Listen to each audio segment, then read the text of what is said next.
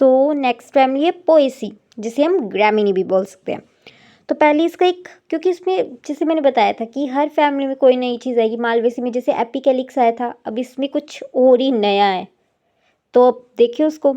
सो पहले इसका एक कॉमन डायग्राम से समझते हैं, फिर ही फ्लोरल डायग्राम ज़्यादा क्लियर होगा। तो यहाँ पर क्या होता है, ये हमारी मेन एक्सिस है।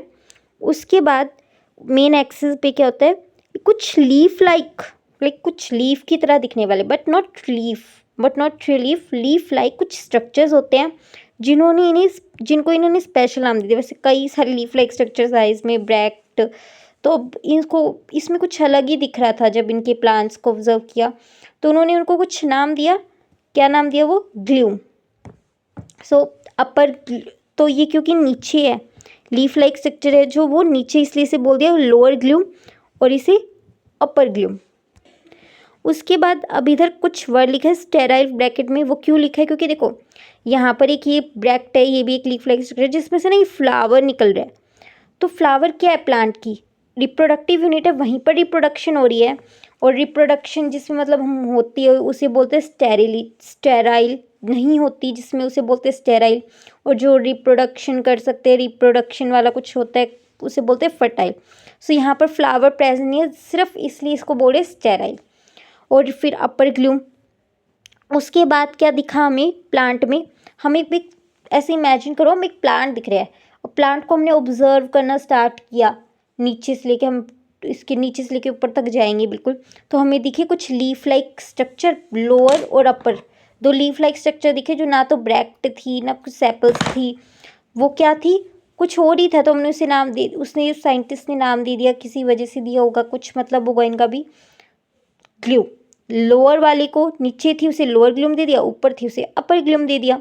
उसके बाद उन्हें वही हमारी ब्रैक्ट पुरानी, जिसका हम जिक्र इस चैप्टर में काफ़ी बार कर चुके हैं, उस ब्रैक्ट को इसने क्या नाम दिया, ऐसी दो ब्रैक्ट्स थी, नीचे वाली को ब्रैक्ट को नाम दिया इन्फीरियर पेलिया, और जिसे लैमा भी बोल रहे हैं यहाँ पे।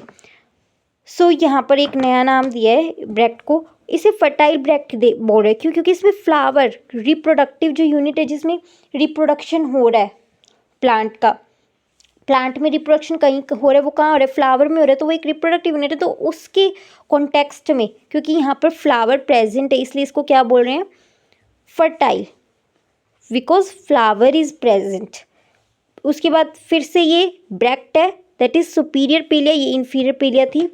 अब इसमें फ्लावर नहीं दिखा रहे, नहीं है प्रेजेंट इसलिए नहीं दिखा रहे, तो ये क्या हो गई, स्टेराइल। इसको ना क्रैम करना पड़ेगा क्योंकि वो इसका फिजिक्स वगैरह की तरह कुछ कॉन्सेप्ट थोड़ी ना होगा, ये एक चीज़ है नेचर में जिसे इधर डायग्राम में रिप्रेजेंट किया है। सो उसके बाद पेरियंथ याद होगा, टैपल के वर्ल को क्या बोलते हैं, टैपल के ग्रुप को क्या बोलते हैं, पेरियंथ। टैपल क्या होता है, जिसमें सेपल्स और पेटल्स को हम डिस्टिंग्विश नहीं कर पाते, जो आपस में फ्यूज्ड होते हैं, उसे टैपल बोलते हैं, और उसके ग्रुप को क्या बोलते हैं, पेरियंथ। तो इधर टैपल की संख्या क्या है, 2 या 3 है नंबर में। उसके बाद हमारी एंड्रोशियम में स्टेमन्स कितने, 3 या फिर 6, ऐसे नहीं बोले 3 to 6, बोले 3 या फिर 6 इन नंबर। तो ये आई होप कि समझ आ गया होगा कि एक पोएसी फैमिली में किस स्ट्रक्चर कैसा दिखता है। बेसिकली इसमें एग्जांपल आ जाते हैं मेज, बाजरा, वीट, तो ये उसी के एग्जांपल, तो उसके प्लांट्स को दिखा रहे कि उसके प्लांट्स में क्या क्या स्ट्रक्चर होते हैं, जो इसके मतलब ये अभी पढ़ेंगे इसके एग्जांपल्स। उसके बाद अब देखते हैं फ्लोरल डायग्राम।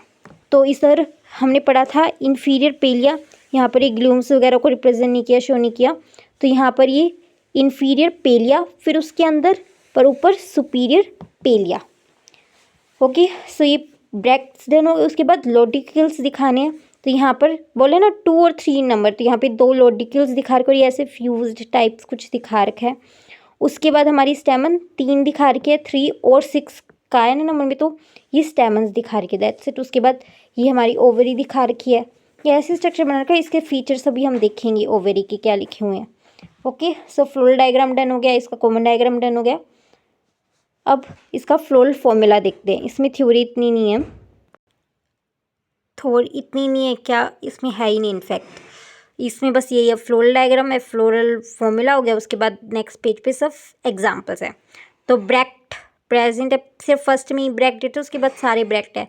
ज़ाइगोमॉर्फिक है कंडीशन, इसमें ये तो याद ही करने पड़ेंगे ना। उसके बाद बाईसेक्सुअल कंडीशन है। यूनिसेक्सुअल सिर्फ एस्टेशी फैमिली में आएगी, भी हमारी जो लास्ट फैमिली बची है, लास्ट से ये सेकंड लास्ट थी। उसके बाद क्या था, पेरियंथ, इसमें पेरियंथ थी, सेपल्स और पेटल्स वाला कोई केस नहीं था।